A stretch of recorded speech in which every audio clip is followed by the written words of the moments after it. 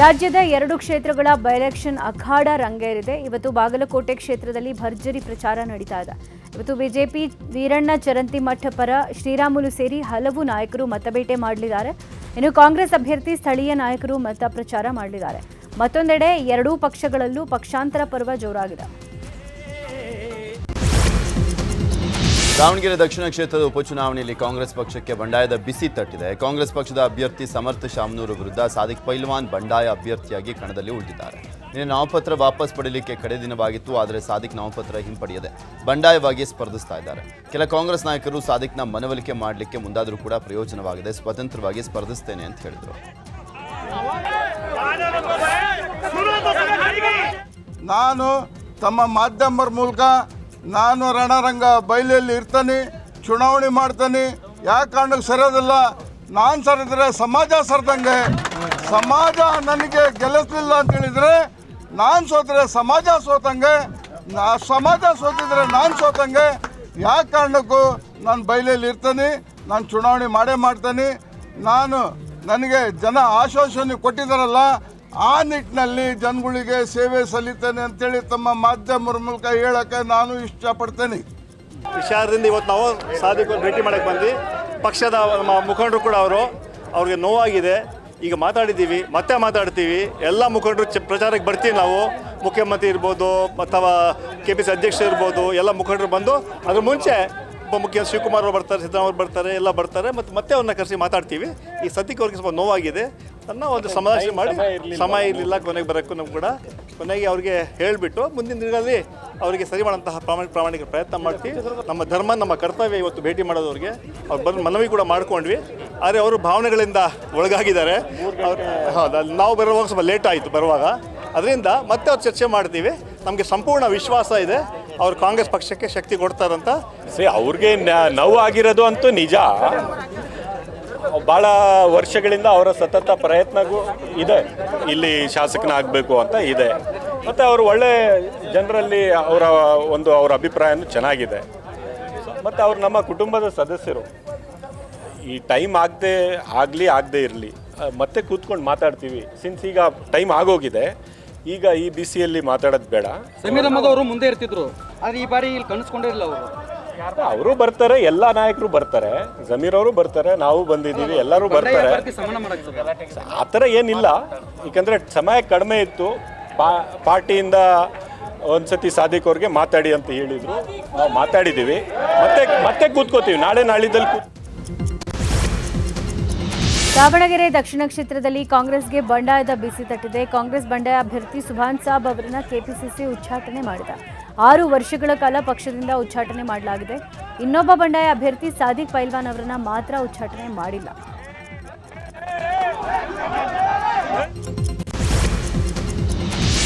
ದಾವಣಗೆರೆ ದಕ್ಷಿಣ ಉಪಚುನಾವಣೆಯಲ್ಲಿ ಸಮರ್ಥ ಸ್ಪರ್ಧೆ ಬಗ್ಗೆ ಶ್ರೀಶೈಲ ಜಗದ್ಗುರು ಚನ್ನಸಿದ್ದರಾಮ ಶಿವಾಚಾರ್ಯ ಪ್ರತಿಕ್ರಿಯೆಯನ್ನು ಕೊಟ್ಟಿದ್ದಾರೆ. ಹಾವೇರಿ ಜಿಲ್ಲೆಯ ರಾಣೆಬೆನ್ನೂರು ತಾಲೂಕಿನ ಲಿಂಗದಹಳ್ಳಿಯಲ್ಲಿ ಮಾತನಾಡಿದಂಥ ಅವರು, ಸಮಾಜದ ಯಾವುದೇ ವ್ಯಕ್ತಿ ಯಾವುದೇ ಪಕ್ಷದಿಂದ ಸ್ಪರ್ಧಿಸಲಿ, ಸಮಾಜದವರೆಲ್ಲರೂ ಕೂಡ ಬೆಂಬಲಿಸುವಂಥದ್ದು ಆದ್ಯ ಕರ್ತವ್ಯ ಅಂತ ಹೇಳಿದ್ದಾರೆ. ಶಾಮನೂರು ಶಿವಶಂಕರಪ್ಪ ಸಮಾಜದ ಒಗ್ಗಟ್ಟಿಗೆ ಶ್ರಮಿಸಿದ್ದಾರೆ. ಅಖಿಲ ಭಾರತ ವೀರಶೈವ ಲಿಂಗಾಯತ ಸಂಘವನ್ನು ಸುದೀರ್ಘವಾಗಿ ಮುನ್ನಡೆಸಿದ್ದಾರೆ. ಅವರ ಮೊಮ್ಮಗ ಈಗ ಚುನಾವಣೆಯನ್ನು ಎದುರಿಸ್ತಾ ಇದ್ದಾರೆ, ಅವರಿಗೆ ಬೆಂಬಲಿಸಬೇಕು ಅಂತ ಹೇಳಿದರು. ಅಖಿಲ ಭಾರತ ಸಮಾಜದ ಯಾರೇ ವ್ಯಕ್ತಿಗಳು ಒಳ್ಳೆಯವರು ಯಾವುದೇ ಪಕ್ಷದಿಂದ ನಿಂತರೂ ಕೂಡ ಸಮಾಜದ ವ್ಯಕ್ತಿಗಳಿಗೆ ಬೆಂಬಲವನ್ನು ಸೂಚಿಸುವಂತಹದ್ದು ಧರ್ಮದ ಮುಖಂಡರೆಲ್ಲರ ಆದ್ಯ ಕರ್ತವ್ಯ. ಅಷ್ಟಕ್ಕೂ ಶಾಮನೂರು ಶಿವಶಂಕರಪ್ಪನವರು ಈ ಸಮಾಜವನ್ನು ಒಗ್ಗಟ್ಟಾಗಿ ಮುನ್ನಡೆಸಿಕೊಂಡು ಹೋಗಲಿಕ್ಕೆ ಬಹುವಾಗಿ ಪ್ರಯತ್ನ ಮಾಡಿರುವಂಥ ಒಬ್ಬ ಅಪರೂಪದ ವ್ಯಕ್ತಿಗಳು. ಅಖಿಲ ಭಾರತ ವೀರಶೈವ ಲಿಂಗಾಯತ ಮಹಾಸಭೆಯನ್ನು ಸುದೀರ್ಘ ಕಾಲದವರೆಗೆ ಮುನ್ನಡೆಸಿ ಅನುಭವವನ್ನು ಹೊಂದಿರುವಂಥ ಒಂದು ಶ್ರೇಷ್ಠ ಮನೆತನದ ಕಿರಿಯ ಜೀವ ಇವತ್ತು ಅವರ ಮೊಮ್ಮಗ ಒಂದು ಚುನಾವಣೆಯನ್ನು ಎದುರಿಸ್ತಾ ಇದ್ದಾರೆ ಅಂದರೆ ಈ ಸಂದರ್ಭದಲ್ಲಿ ಅವರಿಗೆ ಸಮಾಜ ಬೆಂಬಲವನ್ನು ಕೊಡಬೇಕು ಅಂತ ನಾವು ಹೇಳಿ. ಬಾಗಲಕೋಟೆಯ ಕುಳಗೇರಿ ಕ್ರಾಸ್ ಚೆಕ್ಪೋಸ್ಟ್ನಲ್ಲಿ ದಾಖಲೆ ಇಲ್ಲದ 8 ಲಕ್ಷ ರೂಪಾಯಿ ಹಣವನ್ನು ಚುನಾವಣಾ ಅಧಿಕಾರಿಗಳು ಜಪ್ತಿ ಮಾಡಿದ್ದಾರೆ. ಬಾಗಲಕೋಟೆ ಮತಕ್ಷೇತ್ರದ ಉಪಚುನಾವಣೆ ಹಿನ್ನೆಲೆ ಜಿಲ್ಲೆಯಾದ್ಯಂತ ನೀತಿ ಸಂಹಿತೆ ಜಾರಿಯಲ್ಲಿದೆ. ಬಾದಾಮಿ ತಾಲೂಕಿನ ಕುಳಗೇರಿ ಕ್ರಾಸ್ ಚೆಕ್ಪೋಸ್ಟ್ನಲ್ಲಿ ಹಣ ಜಪ್ತಿ ಮಾಡಲಾಗಿದೆ. ಬೆಂಗಳೂರು, ದಾವಣಗೆರೆ, ಹುಬ್ಬಳ್ಳಿ ಮಾರ್ಗದಿಂದ ಕಲಬುರಗಿ ಕಡೆಗೆ ಹೊರಟಿದ್ದ ಕ್ರೆಟಾ ಕಾರ್ನಲ್ಲಿ ಹಣ ಪತ್ತೆಯಾಗಿದ್ದು, ಕಾರು ಜೈ ಭೀಮ ಶರಣಪ್ಪ ಅನ್ನುವವರಿಗೆ ಸೇರಿದ್ದು ಅಂತ ಹೇಳಲಾಗ್ತಾ ಇದೆ.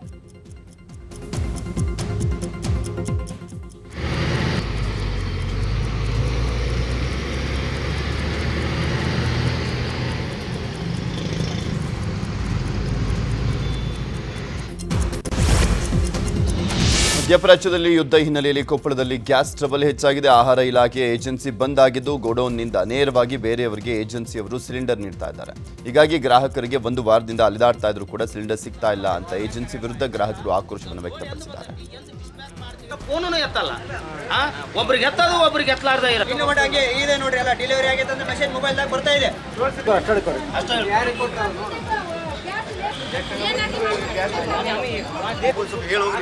ನಮಗೆ 3 ದಿವಸದಿಂದ ಗಾಡಿ ಬಂದಿರಲಿಲ್ಲ ಸರ್. ಆಮೇಲೆ ಇವತ್ತು ಗಾಡಿ ಬಂದಿದೆ. ಅದ್ರ ಪ್ರಕಾರ ನಮ್ಮ ಮೇಲಧಿಕಾರಿಗಳು ನಮ್ಗೆ ಏನು ಹೇಳಿದ್ದಾರೆ ಅದ್ರ ಥರ ನಾವು ಟೌನ್ಗೆಲ್ಲ ಮನೆಗಳಿಗೆ ಕಳಿಸ್ತಾ ಇದ್ದೀವಿ. ಇವತ್ತು ನಾಳೆ ಬುಕ್ಕಿಂಗ್ ಮಾಡಿದ್ರೆ ಕೊಡೋಕೆ ಬರಲ್ಲ. ಹಡಬರು ಮಾತ್ರ ಬುಕ್ಕಿಂಗ್ ಕೊಡೋದು. 7-8 ದಿವಸಕ್ಕೆ ಆಗುತ್ತೆ ಸರ್. ಗಾಡಿ ಬಂದಿರೋದ್ರಿಂದ ಕ್ಯಾಶ್ ಮೆಮೋ ಜನರೇಟ್ ಅಂತ ಆಗುತ್ತೆ. ಅದು ಅವ್ರು ಕೆಲವ್ರಿಗೆ ಗೊತ್ತಾಗಲ್ಲ.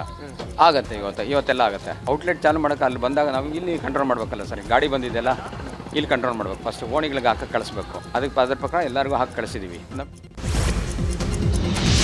ಚಾಮರಾಜನಗರ ಜಿಲ್ಲೆಯ ಗುಂಡ್ಲುಪೇಟೆ ತಾಲೂಕಿನ ಮೇಲುಕಾಮನಹಳ್ಳಿ ಬಳಿ ಗ್ಯಾಸ್ಗಾಗಿ ಜನ ಪರದಾಡಿದ್ದಾರೆ. ಕಾಡಂಚಿನ ಗ್ರಾಮದ ಜನ ಸಿಲಿಂಡರ್ ಸಿಗದೆ ಇತ್ತ ಕಾಡಿನಲ್ಲಿ ಸೌದೆ ಸಂಗ್ರಹಿಸೋಕ್ಕೂ ಆಗದೆ ಪರದಾಡೋ ಸ್ಥಿತಿ ಬಂದಿದೆ. ಹೀಗಾಗಿ ಅಲ್ಲಿನ ಜನ ತಿಂಗಳಿಗೆ 1 ಸಿಲಿಂಡರ್ ಆದರೂ ಕೊಡಿ ಅಂತ ಮನವಿ ಮಾಡಿಕೊಂಡಿದ್ದಾರೆ.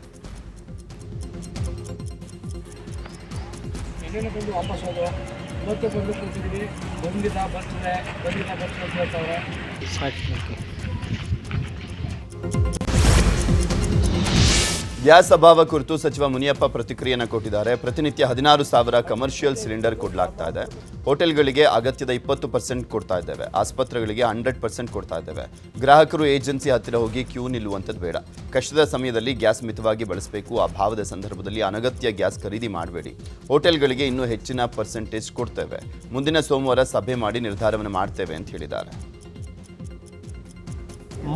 ಹಳ್ಳಿ ಪ್ರದೇಶದಲ್ಲಿ, ಗ್ರಾಮಾಂತರ ಪ್ರದೇಶದಲ್ಲಿ 45 ದಿನಕ್ಕೆ 1 ಸಿಲಿಂಡರ್ ಕೊಡುವಂಥದ್ದಾಗಿದೆ. ಅದು ಸ್ಟ್ಯಾಂಡರ್ಡ್ ಮೊದಲಿನಿಂದ ಬರೋದು. ಒಂದು ಕುಟುಂಬಕ್ಕೆ 4ರಿಂದ 5 ಜನ ಇರ್ತಾರೆ. ಅದನ್ನು ಆಧಾರ ಇಟ್ಕೊಂಡು ಇದನ್ನು ಕೊಡ್ತಾರೆ. ಜೊತೆಗೆ ನಾನು ಸಾರ್ವಜನಿಕರಲ್ಲಿ, ಗ್ರಾಹಕರಲ್ಲಿ ಮನವಿ ಮಾಡ್ತೀನಿ. ಕಷ್ಟಕಾಲ, ಯುದ್ಧ ನಡೀತಾ ಇದೆ. ಯುದ್ಧ ಇನ್ನೂ ಸಂಪೂರ್ಣವಾಗಿ ನಿಂತಿಲ್ಲ. ಮಾತುಕತೆ ನಡೀತಾ ಇದೆ. ಕೇಂದ್ರ ಸರ್ಕಾರ ಅದರ ಬಗ್ಗೆ ಕಾಳಜಿ ವಹಿಸಿದೆ. ನಾನು ತಮ್ಮಲ್ಲಿ ಮನವಿ ಮಾಡೋದೇನೆಂದರೆ, ಇಂತಹ ಸಂದರ್ಭದಲ್ಲಿ ಮಿತಿವ್ಯಯ ಮಾಡಬೇಕು ಮತ್ತು ಶಾಂತವಾಗಿ ಬಂದಿರೋದನ್ನು ಹಂಚ್ಕೊಳ್ಬೇಕು. ವಿನಾಕಾರಣ ಹೋಗೋದು, ರಿಜಿಸ್ಟ್ರಿ ಜಾಸ್ತಿ ಮಾಡೋದು, ಕಾಳಸಂತೆ ಕಳಿಸೋದು, ಇದಕ್ಕೆ ಕಠಿಣ ಕ್ರಮ ಸರ್ಕಾರ ತೆಗೆದುಕೊಳ್ಳಿ. ಮಧ್ಯಪ್ರಾಚ್ಯ ದೇಶಗಳ ಸಂಘರ್ಷದಿಂದ ಗ್ಯಾಸ್, ಪೆಟ್ರೋಲ್, ಡೀಸೆಲ್ ಬೆಲೆ ಅಷ್ಟೇ ಅಲ್ಲದೆ ಟೊಮ್ಯಾಟೊ ಕ್ರೇಟ್ಗಳ ಬೆಲೆಯೂ ದಿಢೀರ್ ಏರಿಕೆ ಆಗಿದೆ. ಕೋಲಾರದ ಎಪಿಎಂಸಿ ಮಾರ್ಕೆಟ್ನಲ್ಲಿ ಪ್ಲಾಸ್ಟಿಕ್ ಕ್ರೇಟ್ಗಳ ಬೆಲೆ ಏರಿಕೆಯಾಗಿದ್ದು, ಬೆಲೆ ಏರಿಕೆಯಿಂದ ವ್ಯಾಪಾರಿಗಳು ಕಂಗಾಲಾಗಿದ್ದಾರೆ. ಪ್ಲಾಸ್ಟಿಕ್ ಕ್ರೇಟ್ ತಯಾರಿಕೆಗೆ ಬೇಕಾಗಿದ್ದ ಕಚ್ಚಾ ವಸ್ತು ಪೂರೈಕೆ ಸ್ಥಗಿತ ಆದ ಹಿನ್ನೆಲೆ ಕ್ರೇಟ್ಗಳ ಬೆಲೆ ಹೆಚ್ಚಾಗಿದೆ. 15 ಕೆಜಿ ಟೊಮ್ಯಾಟೊ ಸರಬರಾಜು ಮಾಡೋ ಕ್ರೇಟ್ ಬೆಲೆ 150ರಿಂದ 240ಕ್ಕೆ ಏರಿಕೆ ಆಗಿದೆ. 25 ಕೆಜಿಯ ಕ್ರೇಟ್ 220ರಿಂದ 280 ರೂಪಾಯಿಗೆ ಏರಿಕೆ ಆಗಿದೆ. ನಮ್ಮ ಡ್ರಿಪ್ ಪೈಪು 1 to 2 ಆಗಿದೆ. 100 ರೂಪಾಯಿ 200 ಆಗಿದೆ. ಟೈನೂರಿನೂ ಹಂಗೆ ಆಗಿದೆ. ಏನೇ ಮೆಟೀರಿಯಲ್ ತಗೊಳ್ಳಿ ರೈತರು 1 to 2 ಆಗಿದೆ. ನಾವು ಬೆಳೆಯೋದು ಮಾತ್ರ 0 ಬಂದ್ಬಿಟ್ಟಿದೆ. ಯಾವ ಯುದ್ಧ ಎಫೆಕ್ಟ್ ಇಂದ ನಾವೆಲ್ಲ ಟೋಟಲ್ ಆಗಿ ರೈತರೇ ಎಲ್ಲೋದ್ರೂ ರೈತರಿಗೆ ಪ್ರಾಬ್ಲಮ್. ಯಾವ್ದು ಏನೇ ತೊಂದರೆ ಆದ್ರೂ ರೈತರ ಮೇಲೆ ಮೊಟ್ಟೆ ಆಗೋದು. ನಾವು ಬೆಳೆದಿದ್ದೀವಿ. 5 ಎಕರೆ ಕ್ಯಾಪ್ಸಿಕಮ್ ಇದೆ. 20 ರೂಪಾಯಿ ಹೋಗ್ತದೆ. ಏನ್ ಮಾಡೋದು ನಾವು ತಗೊಂಡು ಟೋಟಲ್ ಒಂದು 70 lakhs ನಾವು ಬಂಡವಾಳ ಟೊಮೊಟೊಗೆ, ಇದಕ್ಕೆ ಹಾಗಲಕಾಯಿ. ಕ್ರೇಟ್ ಬೆಲೆ ಈಗ ಚಿಕ್ಕ ರೇಟ್ ಬಂದು 15 ಕೆಜಿ ಬಾಕ್ಸ್ ಬಂದು ಮೊದಲು 150ರಿಂದ 160, 170 ಒಳಗಡೆ ಸಿಗ್ತಾ ಇತ್ತು. ಈಗ ಏನಾಗಿದೆ ಅಂದರೆ ರಾ ಮೆಟೀರಿಯಲ್ ಸಿಗ್ತಾ ಇಲ್ಲ. ಯಾಕೆಂದರೆ ಯುದ್ಧ ನಡೀತಾ ಇದೆಯಲ್ಲ, ಯುದ್ಧದಿಂದ ಆ ಕಡೆಯಿಂದ ಕ್ರೂಡ್ ಆಯಿಲ್ ಆ ಕಡೆಯಿಂದ ಸಪ್ಲೈ ಆಗ್ತಾ ಇಲ್ಲ. ಅದರಿಂದ ರಾ ಮೆಟೀರಿಯಲ್ ಸಿಗದೇ ಇರೋದು ಕಾರಣಕ್ಕೋಸ್ಕರ ಕ್ರೇಟ್ ಚಿಕ್ಕ ರೇಟ್ ಬಂದು 200ರಿಂದ 260 ರೂಪಾಯಿಗೆ ಹೋಗಿದೆ. 15 ಕೆಜಿ ಕ್ರೇಟ್. ಇದು ಈ ಥರ ರೇಟು ರಾ ಮೆಟೀರಿಯಲ್ ಸಿಗದೇ ಇರೋದಕ್ಕೆ ಕಾರಣಕ್ಕೋಸ್ಕರ ಪ್ರೈಸು ಇನ್ಕ್ರೀಸ್ ಆಗಿದೆ. ಇನ್ನೊಂದೇನೆಂದರೆ, ಇದು ಯುದ್ಧ ನಿಂತಾದ ಮೇಲೆ ಸ್ಟಡಿ ಆಗಬೇಕಾದ್ರೆ, ಇನ್ನೂರು ಕ್ರೇಟ್ ಡೌನ್ ಆಗಬೇಕಾದ್ರೆ ಯುದ್ಧ ನಿಂತಾದ ಮೇಲೆ 1.5 ತಿಂಗಳು ಬೇಕು. 1.5. ಮಧ್ಯಪ್ರಾಚ್ಯ ಯುದ್ಧದಿಂದಾಗಿ ಮೀನುಗಾರರಿಗೂ ಸಂಕಷ್ಟ ಎದುರಿಸುವಂತಾಗಿದೆ. ಡೀಸೆಲ್ ಕೊರತೆ ಹಿನ್ನೆಲೆಯಲ್ಲಿ ಸಮುದ್ರಕ್ಕೆ ಇಳಿಲಿಕ್ಕೆ ಮೀನುಗಾರರು ಮೀನಾಮೇಷವನ್ನು ಎಣಿಸ್ತಾ ಇದ್ದಾರೆ. 1,500ಕ್ಕೂ ಅಧಿಕ ಬೋಟುಗಳು ಕರಾವಳಿಯಲ್ಲಿ ಕಾರ್ಯನಿರತವಾಗಿದೆ. ಮೀನುಗಾರಿಕಾ ಬೋಟುಗಳಿಗೆ ಲಕ್ಷಾಂತರ ಲೀಟರ್ ಡೀಸೆಲ್ ಬೇಕು. ಸಬ್ಸಿಡಿ ಕೊಡದಿದ್ರೂ ಕೂಡ ಪರವಾಗಿಲ್ಲ, ಡೀಸೆಲ್ ಕೊಡಿ ಅಂತ ಉಡುಪಿ ಜನಪ್ರತಿನಿಧಿಗಳು ಕೇಂದ್ರ ಪೆಟ್ರೋಲಿಯಂ ಸಚಿವರನ್ನ ಭೇಟಿ ಮಾಡಿ ಒತ್ತಾಯವನ್ನು ಮಾಡಿದ್ದಾರೆ. ನಮ್ಮ ಭಾಗದಲ್ಲಿ ಮೀನುಗಾರಿಕೆಗೆ ಅಷ್ಟು ಪೂರಕವಾದ ವಾತಾವರಣ ಇಲ್ಲ. ಇವತ್ತು ನಾವು ರತ್ನಗಿರಿ ಇರ್ಬೋದು, ಗೋವಾದಂಥ ಭಾಗದಲ್ಲಿ ಹೋಗಿ ಮೀನುಗಾರಿಕೆ ಮಾಡುವಂಥದ್ದು. ಅದರಿಂದ ಇವತ್ತು ಜಾಗತಿಕ ಮಟ್ಟದಲ್ಲಿ ನಮಗೆಲ್ಲಿಗೆ ತಿಳಿದಿರುವ ಹಾಗೆ ಇವತ್ತು ಇರಾನ್ ವಾರಿನಿಂದಾಗಿ ಇವತ್ತು ಡೀಸೆಲ್ ಸರಬರಾಜಿನಲ್ಲಿ ಭಾಳ ವ್ಯತ್ಯಾಸಗಳಾಗ್ತಿದೆ. ಇದರಿಂದಾಗಿ ಇವತ್ತು ಕರಾವಳಿ ಮೀನುಗಾರರು ಭಾಳಷ್ಟು ಆತಂಕಕ್ಕೆ ಒಳಪಟ್ಟ ಸಂದರ್ಭದಲ್ಲಿ ಮೀನುಗಾರರ ಸಂಘದ ಪ್ರಮುಖರು ಸೇರಿಕೊಂಡು ನಮ್ಮ ಮೀನುಗಾರಿಕಾ ಸಚಿವರು ಅದೇ ರೀತಿ ಹರ್ದೀಪ್ ಸಿಂಗ್ ಪೂರಿ ನಮ್ಮ ಪೆಟ್ರೋಲಿಯಂ ಸಚಿವರನ್ನು ಭೇಟಿಯಾಗಿ ನಮ್ಮ ಸಮಸ್ಯೆಗಳ ಬಗ್ಗೆ ಅವರಿಗೆ ವಿಚಾರವನ್ನು ತಿಳಿಸಿದ್ದೇವೆ. ಈಗಾಗಲೇ ಪೂರೈಸುವಂಥ ವ್ಯವಸ್ಥೆಗಳನ್ನು ಈಗಾಗಲೇ ಕ್ರಮ ಕೈಗೊಂಡಿದ್ದಾರೆ ಅಂತೇಳಿ ತಕ್ಷಣ ಬಿಡುಗಡೆ ಮಾಡುವಂಥ ಪ್ರಯತ್ನಗಳನ್ನು ಮಾಡ್ತಾರೆ ಅಂತ. ಕರಾವಳಿ ಭಾಗದಲ್ಲಿ ನಮ್ಮ ಭಾಗ ಮಧ್ಯಪ್ರಾಚ್ಯದಲ್ಲಿ ಯುದ್ಧ ಸಂಘರ್ಷ ವಿಚಾರವಾಗಿ ಚರ್ಚಿಸೋಕೆ ಪ್ರಧಾನಿ ನರೇಂದ್ರ ಮೋದಿ ಇವತ್ತು ಎಲ್ಲ ರಾಜ್ಯಗಳ ಸಿಎಂ ಸಭೆ ಕರೆದಿದ್ದಾರೆ. ವರ್ಚುವಲ್ ಸಭೆಯಲ್ಲಿ ದೇಶದಲ್ಲಿ ಇಂಧನ ಅನಿಲ ಕೊರತೆ ಎದುರಾಗಿರೋ ಬಗ್ಗೆ ಚರ್ಚೆ ನಡೆಸಲಿದ್ದಾರೆ. ಈ ಸಮಯದಲ್ಲಿ ರಾಜ್ಯಗಳ ಪಾತ್ರದ ಬಗ್ಗೆ ಪ್ರಧಾನಿ ಚರ್ಚಿಸಲಿದ್ದಾರೆ ಎನ್ನಲಾಗಿದೆ. ಆದರೆ ಇವತ್ತಿನ ಪ್ರಧಾನಿ ಮೋದಿ ಸಭೆಗೆ ಸಿಎಂ ಸಿದ್ದರಾಮಯ್ಯ ಗೈರು ಹಾಜರಾಗುವ ಸಾಧ್ಯತೆ ಇದೆ. ಎಲ್ಲ ರಾಜ್ಯಗಳ ಆಹಾರ ಸಚಿವರನ್ನು ಮೋದಿ ಸಭೆಗೆ ಆಹ್ವಾನಿಸಿದ್ದಾರೆ. ಇರಾನ್ ಹಾಗೂ ಇಸ್ರೇಲ್ ವಾರ್ ಬಗ್ಗೆ ಹಾವೇರಿ ಜಿಲ್ಲೆ ರಾಣೆಬೆನ್ನೂರು ತಾಲೂಕಿನ ಲಿಂಗದಹಳ್ಳಿ ಗ್ರಾಮದಲ್ಲಿ ರಂಭಾಪುರಿ ಶ್ರೀಗಳು ಮಾತನಾಡಿದ್ದಾರೆ. ಅಂತಾರಾಷ್ಟ್ರೀಯ ಮಟ್ಟದಲ್ಲಿ ಯುದ್ಧ ನಡೆಯುವಂಥದ್ದು ನಿಜ, ಆದರೆ ಯುದ್ಧದಿಂದ ಎಲ್ರಿಗೂ ನಷ್ಟವೇ ಹೊರತು ಒಳ್ಳೆಯದಲ್ಲ. ಶಾಂತಿ ಸ್ಥಾಪನೆಗಾಗಿ ರಾಜತಾಂತ್ರಿಕ ಮಾರ್ಗಗಳು ಏನಿವೆ ಅವುಗಳನ್ನು ಬಳಸಿ ಸಮಾಜದಲ್ಲಿ ಶಾಂತಿ ಸೌಹಾರ್ದತೆ ದೇಶದಲ್ಲಿ ನೆಮ್ಮದಿ ಉಂಟು ಮಾಡಬೇಕು, ಸಾಮಾನ್ಯ ಜನರಿಗೆ ತೊಂದರೆ ದೂರ ಮಾಡಬೇಕು ಅಂತ ಹೇಳಿದರು. ಮಟ್ಟದಲ್ಲಿ ಯುದ್ಧ ನಡೆದಿರೋದು ನಿಜ, ಆದರೆ ಯುದ್ಧದಿಂದ ಎಲ್ಲರಿಗೂ ನಷ್ಟವೇ ಹೊರತು ಒಳ್ಳೆಯದಲ್ಲ. ಆದರೆ ಶಾಂತಿಯನ್ನು ಸ್ಥಾಪನೆ ಮಾಡಲಿಕ್ಕೆ ಏನು ರಾಜತಾಂತ್ರಿಕ ಮಾರ್ಗಗಳೇನಿದಾವೋ ಅವುಗಳನ್ನು ಬಳಸಿ ಸಮಾಜದಲ್ಲಿ ಶಾಂತಿ ಸೌಹಾರ್ದತೆ ದೇಶದಲ್ಲಿ ನೆಮ್ಮದಿ ಉಂಟು ಮಾಡಿ ಸಾಮಾನ್ಯ ಜನರಿಗೂ ಕೂಡ ಆ ತೊಂದರೆಯಿಂದ ದೂರ ಮಾಡಬೇಕಂತೇಳಿ ನಾವಾದರೂ ಕೂಡ ಈ ಸಂದರ್ಭದಲ್ಲಿ. ಇವತ್ತು ರಾಮನವಮಿ ಹಿನ್ನೆಲೆ ಬೆಂಗಳೂರಿನಾದ್ಯಂತ ಪೊಲೀಸರು ಬಿಗಿ ಬಂದೋಬಸ್ತ್ ವಹಿಸಿದ್ದಾರೆ. ಸೂಕ್ಷ್ಮ ಪ್ರದೇಶಗಳಲ್ಲಿ ಹೆಚ್ಚುವರಿ ಬಂದೋಬಸ್ತ್ ಮಾಡಲಾಗಿದ್ದು ಡಿಜೆಹಳ್ಳಿ, ಕೆಜಿಹಳ್ಳಿ, ಶಿವಾಜಿನಗರ, ಪಾದರಾಯನಪುರ, ಜೆಜೆನಗರ ಸೇರಿ ಹಲವೆಡೆ 10,000ಕ್ಕೂ ಹೆಚ್ಚು ಪೊಲೀಸರ ನಿಯೋಜನೆ ಆಗಿದೆ. ಮೆರವಣಿಗೆ ರ್ಯಾಲಿ ಮಾಡೋ ಕಡೆಗಳಲ್ಲಿ ಹೆಚ್ಚುವರಿಯಾಗಿ 10ಕ್ಕೂ ಹೆಚ್ಚು ಕೆಎಸ್ಆರ್ಪಿ ತುಕಡಿಗಳ ನಿಯೋಜನೆ ಮಾಡಲಾಗಿದ್ದು ಶ್ರೀರಾಮನ ದೇವಸ್ಥಾನ, ಆಂಜನೇಯ ದೇವಸ್ಥಾನಗಳ ಬಳಿ ಹೆಚ್ಚಿನ ಭದ್ರತೆ ಮಾಡಲಾಗಿದೆ.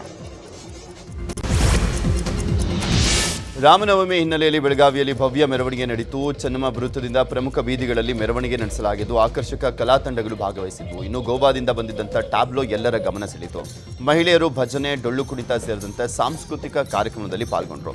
ಪುಟಾಣಿ ಮಕ್ಕಳು ಶ್ರೀರಾಮ, ಆಂಜನೇಯನ ವೇಷ ಧರಿಸಿ ಎಲ್ಲರ ಗಮನ ಸೆಳೆದರು.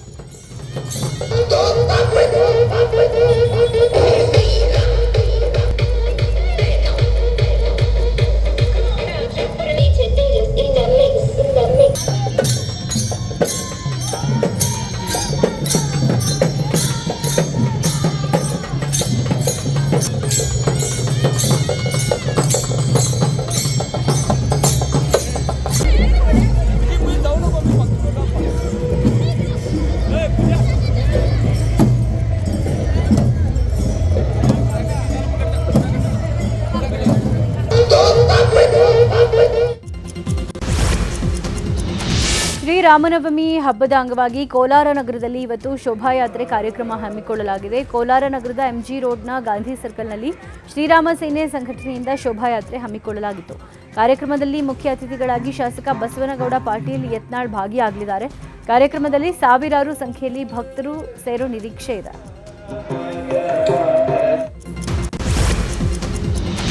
ಗ್ರೇಟರ್ ಬೆಂಗಳೂರು ಪ್ರಾಧಿಕಾರದ 5 ನಗರ ಪಾಲಿಕೆಗಳ ಆಯವ್ಯಯ ಇಂದು ಮತ್ತು ನಾಳೆ ಮಂಡನೆ ಆಗಲಿದೆ. 5 ನಗರ ಪಾಲಿಕೆಗಳ ಆಡಳಿತಗಾರ ಮಹೇಶ್ವರ್ ರಾವ್ ನೇತೃತ್ವದಲ್ಲಿ ಬಜೆಟ್ ಮಂಡನೆ ಆಗಲಿದೆ. ಬಜೆಟ್ ಗಾತ್ರ ಸುಮಾರು 20,000 ಕೋಟಿ ಇದೆ ಅಂತ ಹೇಳಲಾಗ್ತಾ ಇದೆ. ಇಂದು 2 ನಗರ ಪಾಲಿಕೆಗಳ ಬಜೆಟ್ ಮಂಡನೆ ಆಗಲಿದೆ. ಬೆಳಗ್ಗೆ 9:30ಕ್ಕೆ ಪೂರ್ವ ನಗರ ಪಾಲಿಕೆ ಬಜೆಟ್ ಮಂಡನೆ ಆಗಲಿದ್ದು ಮಧ್ಯಾಹ್ನ 12:30ಕ್ಕೆ ಕೇಂದ್ರ ನಗರ ಪಾಲಿಕೆ ಬಜೆಟ್ ಮಂಡನೆ ಆಗ್ತಾ ಇದೆ. ನಾಳೆ ಉತ್ತರ, ಪಶ್ಚಿಮ ಹಾಗೂ ದಕ್ಷಿಣ ನಗರ ಪಾಲಿಕೆಗಳ ಬಜೆಟ್ ಮಂಡನೆ ಆಗುತ್ತೆ.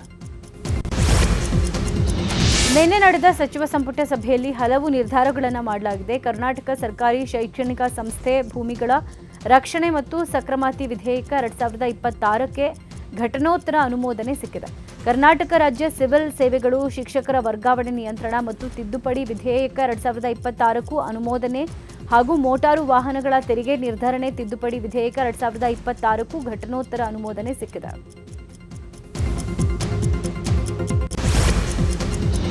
ಇವತ್ತು ನಡೆಯಬೇಕಿದ್ದಂಥ ವಿಶೇಷ ಕ್ಯಾಬಿನೆಟ್ ಸಭೆಯನ್ನು ರದ್ದು ಮಾಡಲಾಗಿದೆ. ಒಳ ಮೀಸಲಾತಿ ವಿಚಾರ ಚರ್ಚೆಗಾಗಿ ಇಂದು ಮಧ್ಯಾಹ್ನ 12ಕ್ಕೆ ಸಚಿವ ಸಂಪುಟ ಸಭೆ ನಡೆಯಬೇಕಾಗಿತ್ತು. ಇದೀಗ ಏಕಾಏಕಿ ಸಭೆ ರದ್ದು ಮಾಡಲಾಗಿದೆ. ಉಪಚುನಾವಣೆ ಹಿನ್ನೆಲೆಯಲ್ಲಿ ಒಳ ಮೀಸಲಾತಿ ಸಂಬಂಧ ಕರೆಯಲಾಗಿದ್ದಂಥ ವಿಶೇಷ ಸಂಪುಟ ಸಭೆ ರದ್ದಾಗಿದ್ದು, ಅಡ್ವೊಕೇಟ್ ಜನರಲ್ ಚುನಾವಣಾ ನೀತಿ ಸಂಹಿತೆ ಉಲ್ಲಂಘನೆ ಆಗುತ್ತೆ ಎಂಬ ಮಾಹಿತಿ ಮೇರೆಗೆ ಸಂಪುಟ ಸಭೆಯನ್ನು ರದ್ದು ಮಾಡಲಾಯಿತು. ನಾಳೆ ನಾವು ಕ್ಯಾಬಿನೆಟ್ನ ವಿಶೇಷ ಸಭೆ ಕರೆದಿದ್ವಿ.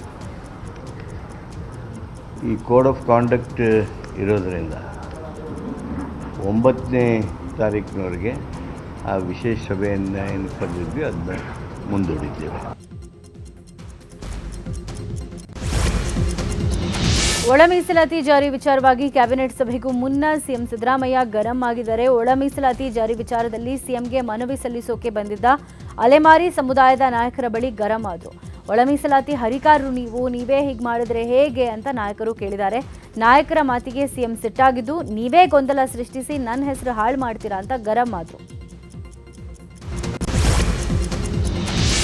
ಬೆಂಗಳೂರು ಪೊಲೀಸರ ಮೇಲೆ ಸುಳ್ಳು ಆರೋಪ ಮಾಡಿದ್ದವನನ್ನ ಬಂಧಿಸಲಾಗಿದೆ. ಉತ್ಕರ್ಷ್ ಗೌತಮ್ ಬಂಧಿತ ಆರೋಪಿ. ಮಾರ್ಚ್ 22ರಂದು ಜಯಪುರದಿಂದ ಇಂಡಿಗೋ ವಿಮಾನದಲ್ಲಿ ಬರ್ತಾ ಇದ್ದಂಥ ಉತ್ಕರ್ಷ್ ವಿಮಾನದಲ್ಲಿ ಮದ್ಯಪಾನ ಮಾಡಿ ಸೇಫ್ಟಿ ಡೋರ್ ತೆರಲಿಕ್ಕೆ ಪ್ರಯತ್ನ ಮಾಡಿದ್ದ. ಇದಲ್ಲದೆ ಕ್ಯಾಬಿನ್ ಕ್ರೂ ಸಿಬ್ಬಂದಿಗೆ ಅವಾಚ್ಯವಾಗಿ ನಿಂದಿಸಿ ಬೆದರಿಕೆಯನ್ನು ಹಾಕಿದ್ದ. ಈ ಸಂಬಂಧ ಕೆಂಪೇಗೌಡ ವಿಮಾನ ನಿಲ್ದಾಣ ಠಾಣೆಗೆ ಇಂಡಿಗೋ ಏರ್ಲೈನ್ಸ್ ಸಿಬ್ಬಂದಿ ದೂರನ್ನು ಕೊಟ್ಟಿದ್ರು. ಈ ವೇಳೆ ಎನ್ಸಿಆರ್ ದಾಖಲಿಸಿ ಹೇಳಿಕೆ ಪಡೆದು ಆರೋಪಿಯನ್ನು ಬಿಟ್ಟು ಕಳಿಸಿದ್ರು. ನಂತರ ತನ್ನ ಇನ್ಸ್ಟಾಗ್ರಾಂನಲ್ಲಿ ಬೆಂಗಳೂರು ಪೊಲೀಸರ ಬಗ್ಗೆ ಅವಹೇಳನವಾಗಿ ಬೈದು ಕೆಂಪೇಗೌಡ ಏರ್ಪೋರ್ಟ್ ಪೊಲೀಸರು ಅನಗತ್ಯವಾಗಿ ಬಂಧಿಸಿದ್ದಾರೆ ಅಂತ ಸುಳ್ಳು ಪೋಸ್ಟ್ ಹಾಕಿದ್ದ. ಸದ್ಯ ಸುಮೋಟೋ ಕೇಸ್ ದಾಖಲಿಸಿ ಆರೋಪಿ ಉತ್ಕರ್ಷ್ನನ್ನ ಏರ್ಪೋರ್ಟ್ ಪೊಲೀಸರು ಬಂಧಿಸಿದ್ದಾರೆ. ಬೆಂಗಳೂರಿನ ಲೂಲು ಮಾಲ್ ಎದುರು ನಡು ರಸ್ತೆಯಲ್ಲೇ ಕೆಎಸ್ಆರ್ಟಿಸಿ ಬಸ್ ಹೊತ್ತಿ ಉರಿದಿದೆ. ನಿನ್ನೆ ರಾತ್ರಿ 10:20 ಸುಮಾರಿಗೆ ಘಟನೆ ನಡೆದಿದೆ. ಬೆಂಗಳೂರಿನಿಂದ ಶಿವಮೊಗ್ಗಕ್ಕೆ ಹೋಗ್ತಾ ಇದ್ದ ಕೆಎಸ್ಆರ್ಟಿಸಿ ಬಸ್ ಇದಾಗಿದ್ದು, ಬಸ್ನ ಡೀಸೆಲ್ ಲೀಕ್ ಆಗಿರೋದ್ರಿಂದ ಬೆಂಕಿ ಕಾಣಿಸ್ಕೊಂಡಿದೆ. ತಕ್ಷಣವೇ ಪ್ರಯಾಣಿಕರು ಕೆಳಗಡೆ ಇಳಿದಿದ್ದಾರೆ. ಅಗ್ನಿಶಾಮಕ ಸಿಬ್ಬಂದಿ ಬೆಂಕಿಯನ್ನು ನಂದಿಸಿದ್ದಾರೆ.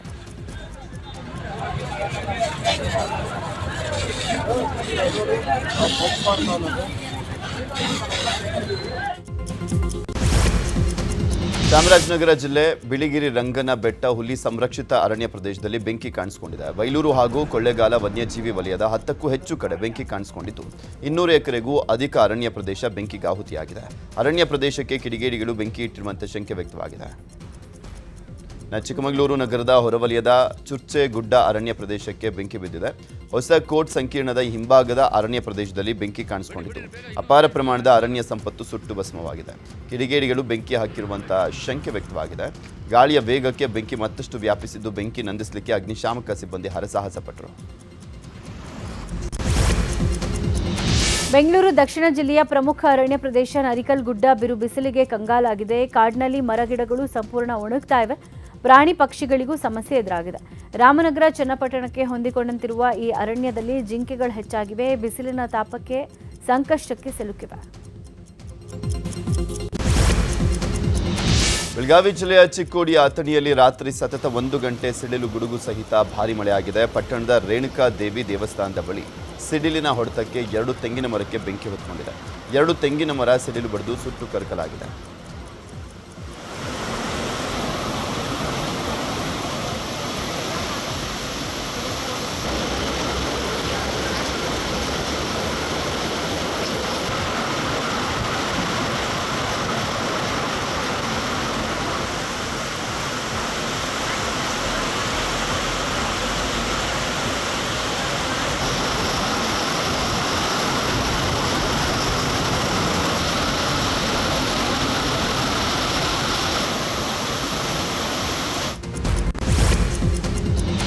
₹10 ಕೋಟಿ ಹಣ ದುರುಪಯೋಗ ಆರೋಪದ ಹಿನ್ನೆಲೆ ಕೊಪ್ಪಳ ನಗರಸಭೆ ಕಿರಿಯ ಇಂಜಿನಿಯರ್ ಸೋಮಲಿಂಗಪ್ಪರನ್ನ ಅಮಾನತು ಮಾಡಲಾಗಿದೆ. 2023-24 ಹಾಗೂ 24-25ನೇ ಸಾಲಿನಲ್ಲಿ ವಿವಿಧ ಕಾಮಗಾರಿ ಮಾಡದೆ ಹಣ ದುರುಪಯೋಗ ಪಡಿಸಿಕೊಂಡಿದ್ದಾರೆ. ಅಲ್ಲದೆ ಮಾಡಿರೋ ಕಾಮಗಾರಿಗಳು ಕಳಪೆ ಆಗಿರೋ ಹಿನ್ನೆಲೆ ಲೋಕಾಯುಕ್ತ ತನಿಖೆ ಮಾಡಿ ವರದಿ ಕೊಟ್ಟಿದೆ. ಮಹಾವೀರ ಜಯಂತಿ ದಿನವನ್ನು ಅಹಿಂಸಾ ದಿನವನ್ನಾಗಿ ಆಚರಿಸಲಿಕ್ಕೆ ಆಗ್ರಹಿಸಿ ಧಾರವಾಡ ಜಿಲ್ಲೆ ಕುಂದಗೋಳ ತಹಶೀಲ್ದಾರ್ಗೆ ಮನವಿಯನ್ನ ಸಲ್ಲಿಸಲಾಯಿತು. ಭಗವಾನ್ ಮಹಾವೀರ ಜಯಂತಿ ದಿನವನ್ನು ಅಹಿಂಸಾ ದಿನವನ್ನಾಗಿ ಆಚರಿಸಬೇಕು, ಅಂದು ಮದ್ಯ ಮಾಂಸ ಮಾರಾಟ ನಿಷೇಧಿಸಬೇಕು ಅಂತ ಆಗ್ರಹಿಸಿ ಪದ್ಮಾವತಿ ಮಹಿಳಾ ಮಂಡಲದಿಂದ ಮನವಿಯನ್ನ ಸಲ್ಲಿಸಲಾಯಿತು. ಮಹಿಳಾ ಮಂಡಳದ ಸದಸ್ಯರು ಮತ್ತು ಜೈನ ಸಮುದಾಯದ ಪ್ರತಿನಿಧಿಗಳು ಈ ವೇಳೆ ಉಪಸ್ಥಿತರಿದ್ದರು.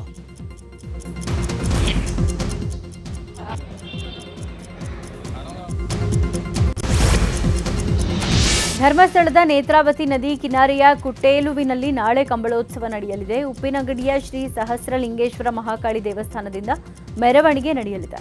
ಕರಾವಳಿ ಭಾಗದ ಕಂಬಳ ಕೋಣಗಳು ಭಾಗಿಯಾಗಲಿವೆ. ಸಮಾರಂಭದಲ್ಲಿ ವಸಿಷ್ಠ ಸಿನ್ಹಾ, ನಟಿ ಸುಕೃತ ನಾಗ್ ಸೇರಿದಂತೆ ಪ್ರಮುಖರು ಭಾಗಿಯಾಗಲಿದ್ದಾರೆ.